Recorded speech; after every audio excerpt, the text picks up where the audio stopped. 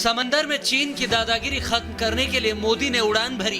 पहली बार कोई भारतीय प्रधानमंत्री ब्रुनेई के दौरे पर पहुंचा। सुल्तान बोल्किया के बुलावे पर मोदी ब्रुनेई आए तो एयरपोर्ट पर क्राउन प्रिंस ने उनका रेड कारपेट वेलकम किया। इसके बाद मोदी को गार्ड ऑफ ऑनर दिया गया। ब्रुनेई की राजधानी बंदर सेरी बेगवान के होटल में मोदी का भारतीय समुदाय के लोगों ने भी शानदार स्वागत किया। इसके बाद पीएम मोदी ब्रुनेई की उमर अली सैफुद्दीन मस्जिद पहुंचे। यानी कूटनीति और दोस्ती मजबूत होती जा रही है। भारत ब्रुनेई के साथ समुद्री सुरक्षा और क्षेत्रीय स्थिरता जैसे क्षेत्रों में सहयोग बढ़ाने पर जोर दे रहा है, क्योंकि दक्षिणी चीन सागर में चीन के खिलाफ ये दोनों देश भारत का बड़ा हथियार बन सकते हैं। ब्रुनेई और सिंगापुर के दौरे से क्या मोदी ड्रैगन की दादागिरी खत्म कर देंगे?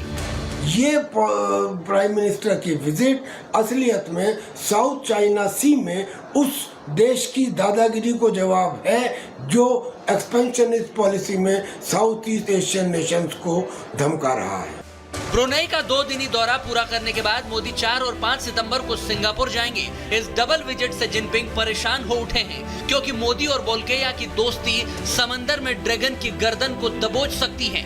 मोदी को अपने महल में स्वागत के लिए न्योते पर बुलाने वाले ब्रुनेई के सुल्तान क्यों इतने ताकतवर हैं? क्योंकि वो एक आलीशान जिंदगी जीते हैं। छोटे से देश के सुल्तान होने के बावजूद उनकी विलासिता का अंदाजा इसी बात से लगाया जा सकता है कि बोल्किया सबसे अमीर राजाओं में एक हैं। उनकी संपत्ति फोर्ब्स के मुताबिक साल 2008 में ही 1,40,000 करोड़ रुपए से ज्यादा की थी और 1980 तक बोल्किया दुनिया में सबसे अमीर शख्स थे।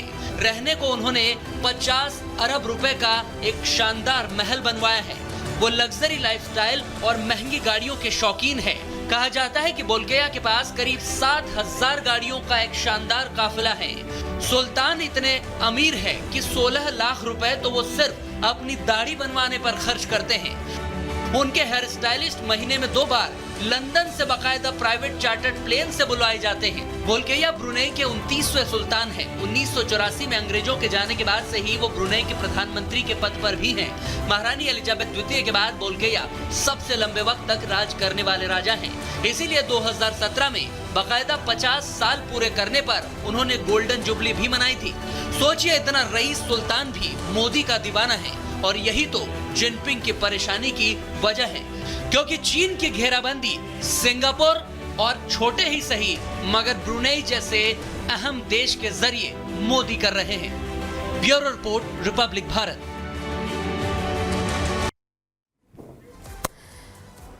तो देखिए, द्विपक्षीय संबंधों को लेकर एक नए दौर की, नए अध्याय की शुरुआत हुई है। आप तस्वीरों में प्रधानमंत्री नरेंद्र मोदी के साथ केंद्रीय विदेश मंत्री एस जयशंकर और साथ ही अजीत डोभाल को भी देख रहे हैं।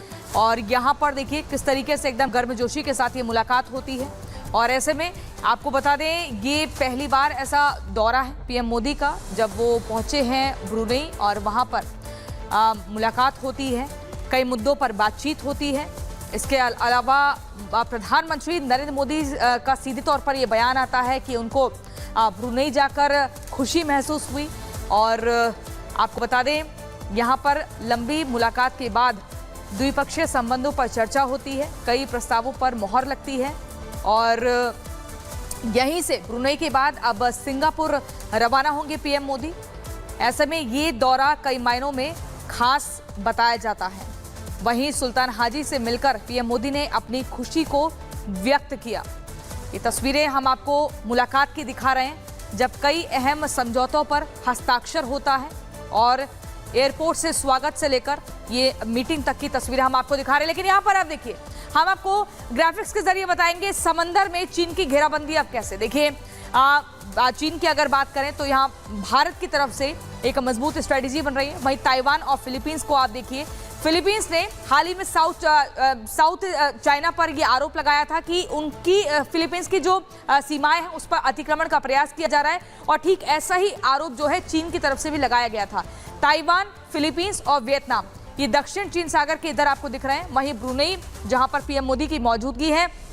ऐसे में समंदर में चीन की जो घेराबंदी है उसको लेकर हम आपको इस मैप के जरिए बता रहे हैं। सिंगापुर जहां पर पीएम मोदी अब रवाना होंगे, तमाम महत्वपूर्ण मुद्दों पर हस्ताक्षर हुए हैं ब्रुनेई में। और उत्तर प्रदेश के झांसी में पुलिस ने चैन स्नैचर को धर दबोचा है। सीपरी बाजार इलाके में पुलिस और बदमाशों में मुठभेड़ हो गई है। मुठभेड़ में एक बदमाश के पैर में गोली लगी है। पुलिस ने घेराबंदी कर रहे दूसरे बदमाश को भी पकड़ लिया। बताया जा रहा है कि पिछले कुछ दिन से बाइक सवार बदमाश महिलाओं के पर्स छीनकर फरार जाते थे। सूचना मिलने पर पुलिस ने बदमाशों को गिरफ्तार कर लिया है। झांसी में लगातार ये मामले सामने आ रहे थे। उत्तर प्रदेश के 3 अलग अलग शहरों में एनकाउंटर किया गया है, जहां छीनैती और छेड़छाड़ के मामले सामने आ रहे थे। इन टीमों के द्वारा जब घेराबंदी की गई तो दोनों में से एक अपराधी प्रद्युम्न ने जान मारने की नीयत से पुलिस टीम पर फायर कर दिया। काउंटर अटैक में प्रद्युम्न के पैर में गोली लगी है तथा दूसरा अपराधी जो दीपेश है, इसको भी गिरफ्तार किया गया है। घायल अपराधी को हॉस्पिटलाइज करा दिया गया है और इनसे पूछताछ की जा रही है। और अब बात करेंगे उत्तर प्रदेश के जौनपुर की, जहां पर चेकिंग चल रही थी और इसी दौरान बदमाशों को गिरफ्तार किया गया। आपको बता दें इन पर कई मामले दर्ज हैं और चेकिंग के दौरान पुलिस को एक बड़ी कामयाबी हाथ लगी, जहां पर बदमाशों को गिरफ्तार कर लिया गया। ये बड़ी खबर आपको बता दें। और ये तस्वीरें भी जौनपुर में गाड़ियों की चेकिंग के दौरान का ये मामला है, जब बदमाश गिरफ्तार हुआ है। हत्या की कोशिश, रंगदारी मांगने के केस में पुलिस ने मुख्य आरोपी विशाल मिश्रा को गिरफ्तार कर लिया। मुठभेड़ के दौरान बदमाश के पैर में गोली भी लगी। वो तस्वीर भी आपको दिखा रहे हैं जब मुठभेड़ हुई थी। बदमाश के पास से तमंचा बरामद हुआ है और बदमाश के पास से कारतूस भी जब्त की गई है। थाना सिकरारा अंतर्गत फायरिंग तथा रंगदारी करने वाले अभियुक्तों की लोकेशन मिली है। तत्काल थाना मड़ियाहू तथा थाना सिकरारा की टीमों को सघन तलाशी एवं कामबिंग हेतु लगाया जाता है। ग्राम मोकलपुर बाबागंज के पास एक बाइक पर 2 संदिग्ध व्यक्तियों के आने की सूचना प्राप्त होती है। पुलिस द्वारा उन्हें रोकने का प्रयास किया जाता है, जिस पर वो पुलिस पार्टी पर फायरिंग करते हुए भागने का प्रयास करते हैं। आत्मरक्षार्थ पुलिस द्वारा जवाबी फायरिंग की जाती है, जिसमें एक अभियुक्त विशाल मिश्रा पुत्र काशीनाथ मिश्रा निवासी ग्राम डिंगरपुर थाना जलालपुर जौनपुर का रहने वाला है, जो कि मुठभेड़ में गिरफ्तार किया गया तथा इसके साथ जो एक संदिग्ध व्यक्ति था वो अंधेरे का फायदा उठाते हुए भागने में सफल रहा है। टीमों को शेष की गिरफ्तारी हेतु लगा दिया गया है।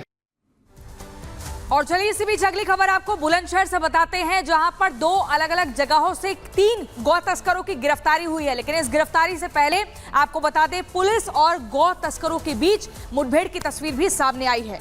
मुठभेड़ के बाद आपको बता दें, गौ तस्कर के पैर पर गोली लगती है इस एनकाउंटर में और उसके बाद इनको गिरफ्तार कर लिया जाता है। ये उत्तर प्रदेश के 3 शहरों में जिस कदर एनकाउंटर हुआ और एनकाउंटर के बाद आप देखिए तीनों ही गौ तस्कर जो हैं गिरफ्तार हो चुके हैं।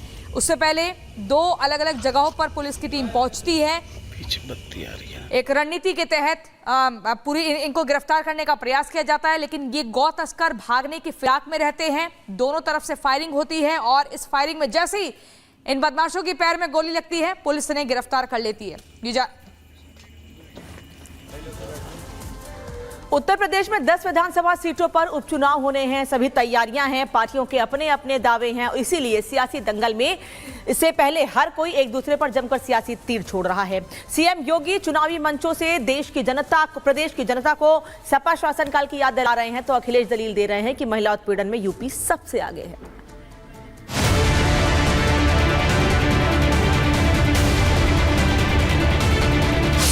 उत्तर प्रदेश में आने वाले दिनों में 10 सीटों पर उपचुनाव होने वाले हैं, जिसको लेकर तमाम राजनीतिक दलों ने अपनी अपनी तरफ से तैयारियां शुरू भी कर दी है। लोकसभा चुनाव में खराब परफॉर्मेंस के बाद बीजेपी उपचुनाव में किसी भी चूक करने के मूड में नहीं है, तो वहीं दूसरी तरफ समाजवादी पार्टी ने भी पूरा जोर लगा दिया है। जुबानी हमले तेज हो गए हैं, आरोप प्रत्यारोप का दौर चल पड़ा है। उत्तर प्रदेश के मुख्यमंत्री योगी आदित्यनाथ लगातार समाजवादी पार्टी और कांग्रेस पर हमलावर है। भ्रष्टाचार के मुद्दे पर योगी आदित्यनाथ कभी प्रदेश की जनता को सपा शासनकाल की याद दिलाते हैं, तो कभी अयोध्या के मोहित खान और कन्नौज के नवाब सिंह यादव के नाम पर समाजवादी पार्टी को चरित्र का आईना भी दिखाते हैं।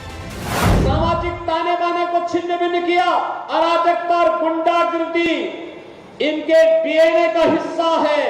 इनका कारनामा वही है जो अयोध्या में एक निषाद बेटी के साथ समाजवादी पार्टी के नेता के द्वारा किया गया था। इनके घिनौने कृत्य वही है जो लखनऊ में एक बेटी को कैसे इन लोगों के द्वारा गिराया जाता है, ये इनका चेहरा है और इनके वास्तविक कारनामे देखने हो तो कन्नौज में घटित घटना और नवाब ब्रांड ये समाजवादी पार्टी का वास्तविक चेहरा है। तो वही दूसरी तरफ सपा मुखिया अखिलेश यादव है, जो लोकसभा चुनाव के नतीजों के बाद से इतने गदगद है कि उन्हें सही और गलत का फर्क नजर आना भी बंद हो गया है। हालात ये है कि अखिलेश यादव सहूलियत के साथ साथ अलग अलग मुद्दों पर बात करते हैं। अखिलेश यादव जाति जनगणना का मुद्दा संसद से लेकर सड़क तक उठाते रहे। अखिलेश यादव बुलडोजर एक्शन को लेकर के भी बार बार अपनी प्रतिक्रिया देते हैं। अखिलेश यादव बीजेपी की अंदरूनी उठापटक पर भी चुटकी लेने से चूकते नहीं, लेकिन जैसे ही बात उन सपा नेताओं की होती है जिन पर महिला अपराध की गंभीर। एक बार फिर इस अवसर पर मैं आपका हृदय से बहुत बहुत आभार व्यक्त करता हूं। तो प्रधानमंत्री नरेंद्र मोदी ने